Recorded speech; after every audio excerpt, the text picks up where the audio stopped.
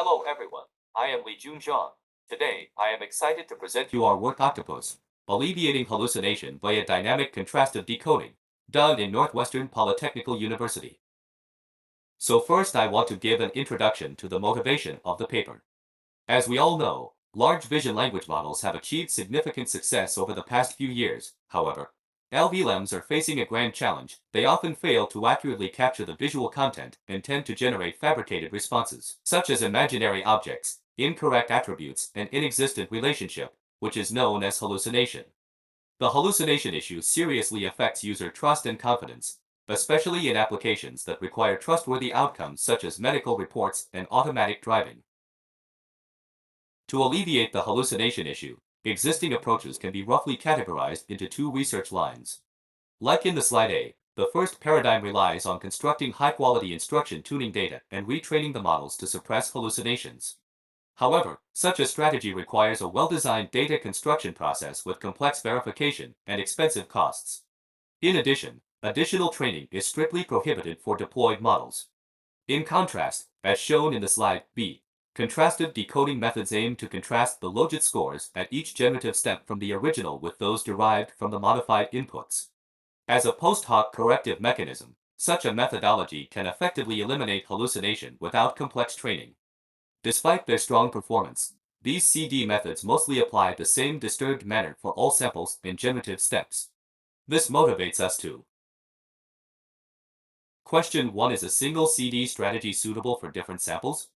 2. Do all generative steps experience the same type of hallucination? We conducted a large number of experiments to answer the above two questions. It can be found that various hallucination factors collectively lead to falsity outputs across the sample and token levels. Therefore, a natural idea is to combine these off-shelf CD strategies as corrective approaches and tackle different types of hallucinations.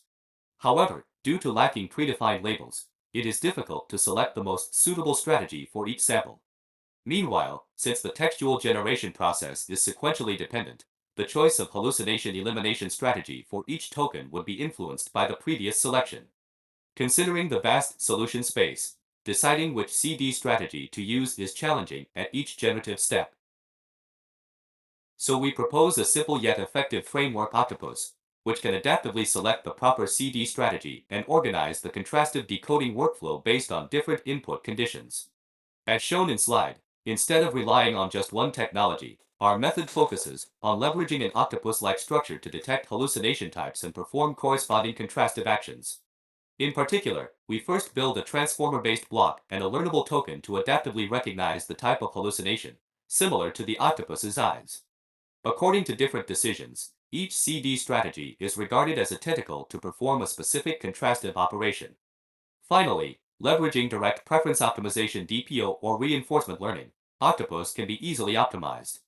Benefiting from the above designs, the proposed method not only effectively reduces hallucinated content, but also scales well for deployments due to avoiding retraining weights of LVLMs. More importantly, as a general framework, subsequent CD methods can be seamlessly integrated without additional adjustments. In this slide, we show the experiment results of our Octopus. We show a performance comparison on the generative task. Two general LVLMs, LLVA and InstructBlip, are applied to evaluate the results across three datasets including Amber, Object Hellbench, and Hellbank. In particular, we observed that our Octopus can significantly boost performance on all datasets compared with previous CD methods. Meanwhile, compared to the original LLVA model, our approach achieves 40% performance improvement on the chair metric of the Amber dataset. Moreover, we also report the results for approaches that require retraining the entire model. It can be found that Octopus still outperforms them by a large margin. To verify the effectiveness of our method on the discriminative task, we conduct experiments on the Amber and Poke datasets. As shown in slide, our model achieves significant performance gains and boosts the baseline model 9, July 11th, 6 and 3.75/3.02 in accuracy and F1 score for two benchmarks, respectively. Here is some ablation study and alternative setting experiments to further validate the effectiveness of our method. This slide I show some qualitative examples of our method. We can see that compared to the original outputs or single contrastive decoding methods, the Octopus can better eliminate hallucinations and provide a more accurate understanding of the image. At last, we conclude our work. Our work reveals that the mechanism of hallucination occurrence is a complex hybrid and different samples or tokens suffer from various forms of hallucination challenges. 2. We develop a new framework Octopus that can adaptively recognize the types of hallucination and build a dynamically contrastive decoding workflow to correct fabricated content. 3. Octopus achieves state-of-the-art performance across 4 benchmarks for both generative and discriminative tasks, while also demonstrating excellent deployability and expansibility. Thank you for listening. If you have any questions, please contact us by email for discussion.